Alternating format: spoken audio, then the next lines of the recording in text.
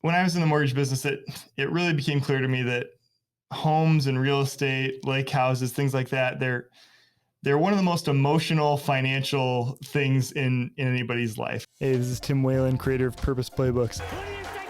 I need to make sure that I'm clear about a few things before we get started. Yeah. I am a financial planner, but I will never give investment advice or recommend any investment products in this show or in any other public space. I'm not talking about that. Everyone has a different financial situation, and you should never implement any investing strategy, product, or advice without consulting a qualified financial professional. And I hope you guys feel the same doggone way I feel. This podcast is purely for educational purposes only. There are more disclosures at the end of the podcast. What else do you want to know? Enjoy the show. So today's question, Tim, comes from Bud. It's a situation that really has to do a lot with managing property that's within the family. So Bud currently owns a lake house that was originally purchased by his grandparents. His parents then owned it. They were going to sell it, and he wanted to keep it in the family. So he kind of ponied up, purchased the property. It's a place that they haven't been going to very much. Over the past couple of years, they've been renting it out. But that hasn't really created enough income to cover all the expenses. So he doesn't get there very often, and it's a net drag on his cash flow. Now, his father just passed away, so his mother's still alive. And one of the things that he promised to his father as he was passing away, that he would take care of his mother financially. And so for him to be able to take care of his mother, he thinks one of the big things that he needs to do is to sell the cottage. Now, the conflict comes in that both his mother and his brother are encouraging him to sell the cottage to the brother, and to do so at less than market value. And his brother, he has some concerns about where he is financially. He's asking to do sort of a lease to own type of situation. So there's a little bit of stickiness there. He doesn't think it's going to be a win for anyone if he's selling it at less than market value, and is really trying to determine whether it's best to hang on to the property or to give it to his brother or to sell it on the open market. Oh, that's a tough one, but I'm sorry you're going through that. So when I was in the mortgage business, it really became clear to me that homes and real estate, lake houses, things like that, they're one of the most emotional financial things in anybody's life. A lot of times I had people that were kind of tearing up at the closing table, selling the house that they brought their kids home in, and, things like that, a house kind of gets into your roots a little bit.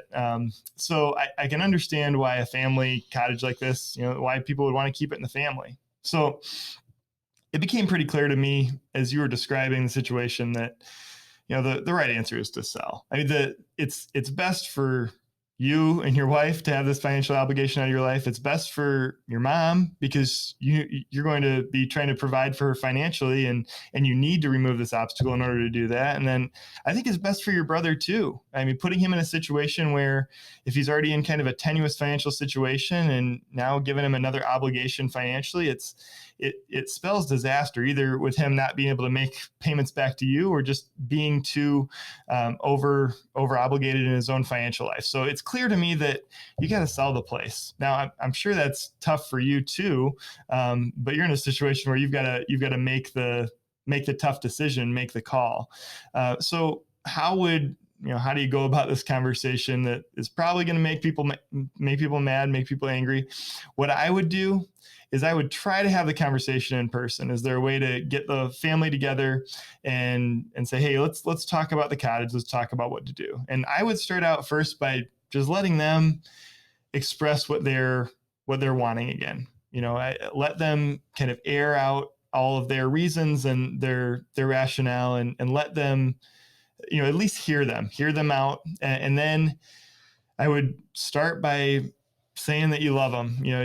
You mentioned that, I think in the question you said, you're really close with your family. You don't want this drama. You don't want this tension. So I would start out by talking about how much you love them and start there. And then next, talk about all the reasons that you've loved having the place in the family and how you've loved having the memories and the place to go as a family. I think that, it's important for them to hear you say that.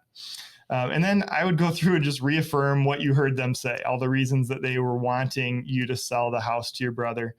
And just let them know that you heard what they were saying and give them that so that, but then you have to explain that you think it's the best thing for your family, for everybody involved, for you to sell the place.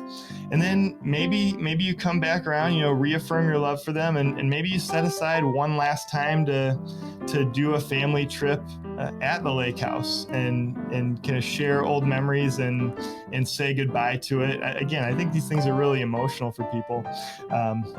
But yeah, that's what I would do if I were in a situation. Certainly not an enviable position to be in.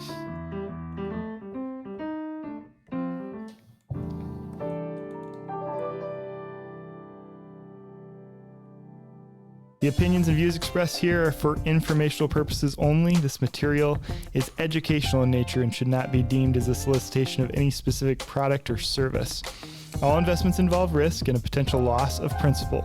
We don't provide legal, accounting, or tax advice, but happily coordinate our services and work together with our clients' professional advisors. For specific assistance, the services of an appropriate professional should be sought.